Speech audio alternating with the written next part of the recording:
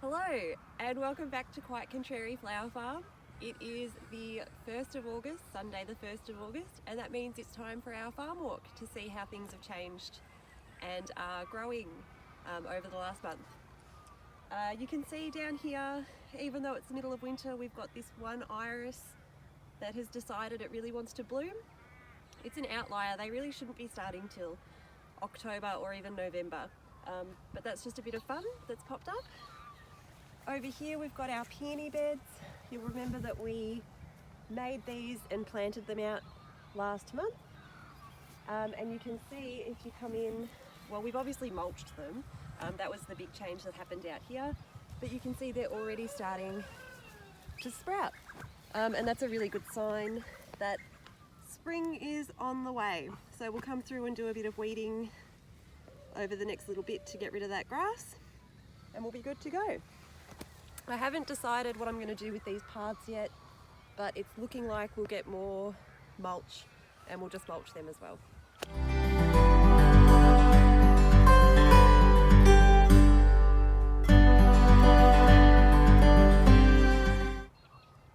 This is the trial rose garden. One of our big jobs through July was to make sure we got through pruning all of our roses. It wasn't super easy to time because we had so much rain, and you don't really want to prune just before rain because it's not good for the cuts, because if they don't dry off or seal, then it's an entry point for bacteria, and the rain just makes that worse. But we did get it done. We also mulched this bed, so it's looking a lot neater out here, and you can see, looking at some of the roses, that they're already starting to sprout and wake up from their dormancy. So we'll have roses before you know it. The other really big job that we had last month was to plant out all of our bare root roses. They were a little bit later getting here than we expected. They didn't turn up until last Wednesday, and we thought they'd come sort of mid-July, but that's okay, it wasn't a problem. So we planted 190 out on Friday. Mum and I did that, and I think we're still feeling a bit tired now, 2 days later. So we've got all of these roses have been chosen because they're either a really beautiful colour or they should last quite well in a vase. They're all cut flower varieties, so they're a bit different to our David Austin patch. David Austin's amazing smell, beautiful, so many petals, but they just don't have that vase life longevity. So perfect for events and weddings, but these ones we're hoping to put into just regular bouquets. So we did 190 on Friday. We've got another 50 that we'd already put in, that we bought at the market a few weeks ago, or a few months ago now, and you can see they're all just sticks at the moment, but they'll start putting on growth and they'll be really beautiful soon. On this side of us we have the trial Perennial Beds, where we've got all the mother plants. They haven't really done too much over the last month.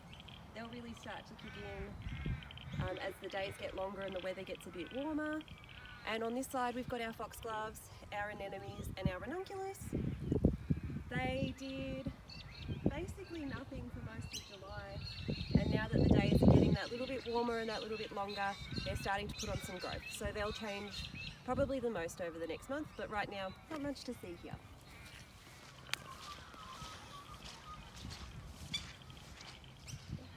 This is probably the biggest visual change on the farm. We've pruned all of our David Austins right back and given them a little bit of a tidy. This is ongoing. You can see there's a few weeds in here that we have to deal with. The other thing will be cleaning up the paths and getting rid of all of the debris that the chickens have moved around for us. We'll then be mulching the roses. We're just going to use wood chips this year, mulching the paths, fertilising, just getting them ready so that when they flower they can be good to go basically. But yeah, this was our really big job for last month, and so it felt really good to get it all done.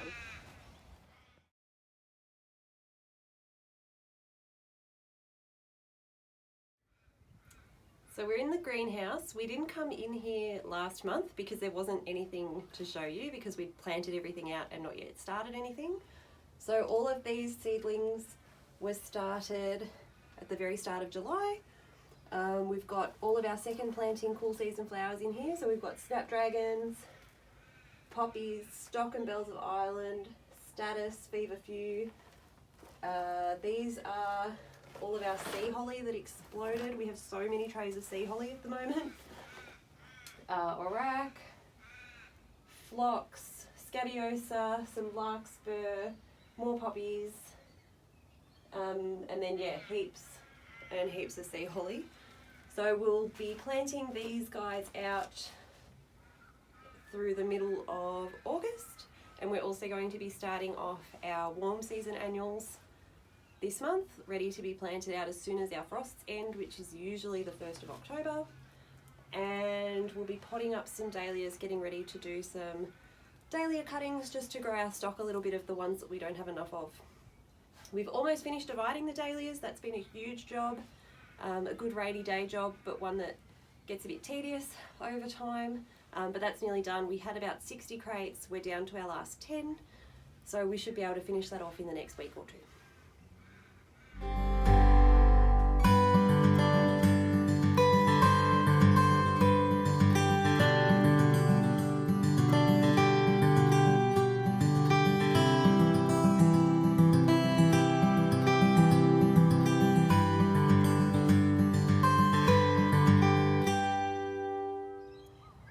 We're standing in the annual field, or the main part of our flower farm. On this side we've got all of our winter planting that we did through autumn and June. They're all coming along really well. The calendula that's right here started budding up. It's a bit small, so we went along and pinched out all those buds yesterday. The sweet peas are all coming along. We have to go and tie them all up so that they'll know then to keep supporting themselves going up the trellising system that we have. We've started putting out netting to support the various plants that we've got. It's most important probably for the snapdragons to get those long, beautiful straight stems. So we're working our way through that, and we'll keep doing that this month. And hopefully we'll have a few dry days so we can get in here and move all these tyres, but it's not looking like it. We had 2 beautiful, dry, windy days that really helped dry the surface at least, and now just last night we've had a lot of rain and we've completely filled up our dam. So my husband just told me that that's about 400,000, 500,000 litres that have not gone across this paddock and flooded it. So it's done a really good job, but now we have to fix the outlet so that that water has somewhere to go and it doesn't come back onto the field. So that's a fun, exciting project for today. Over here we have our couple of extra sweet pea beds. So this is Mum's sweet pea bed, mine that were direct sown. Can't remember if we did that in July or if it was at the end of June. It was just after the winter solstice, whenever that was. They're all sprouting now, they've all germinated, so they'll be a little bit behind the others, but they have their support ready to go, so we'll start tying them as they get bigger. This month this tarp is going to go away, and we will put out all of our weed mat ready to go for the next planting that you just saw in the greenhouse. And we will also be putting out tarps. This tarp will go just a little bit further down, and it will be where the second summer planting goes, starting to get ready there. And we have 2 other tarps that we'll be putting even further down the paddock, starting to get our dahlia area ready. We have, so last year we did 600 dahlias. This year we're hoping to do 1,500. It may be a little bit more depending on how we go and how much space we get, but we'll be doing at least 15 rows, and then an extra 2 rows on either side that we'll plant out with corn to create a little microclimate and a little windbreak there for the dahlias. So that's coming up this month, starting the dahlias, getting them ready for cuttings, starting to get the bed prep, but then we won't actually till or form those beds probably until October, once the ground starts to dry and it's a bit more workable. We don't want to do it before then, it's just not good for the soil. So that's what we have coming up this month, I guess. A lot of weeding, a lot more mulching, starting dahlias, starting seeds, planting, and then maybe even some harvesting depending on how things go. But at the moment, it doesn't really look like anything's going to get there. Maybe the ranunculus and the anemones, but we'll just see what they're looking like at the end of August. So if you've enjoyed this video, if it's been helpful, if you want to see more of the farm, don't forget to like, subscribe. You can follow us at QC Flower Farm on Facebook and Instagram. And we also have our blog going. We've just been talking about purchasing dahlias, what forms they come in, what they should look like, what to do if you have a problem, and what to do with them once you've got them if you can't just put them straight in the garden. Like we couldn't if we got dahlias right now, we'd have to do something with them. So that's all there for you to check out as well. And we will see you next month for our next farm walk. I think everything's going to start exploding a little bit, so it should be a good one.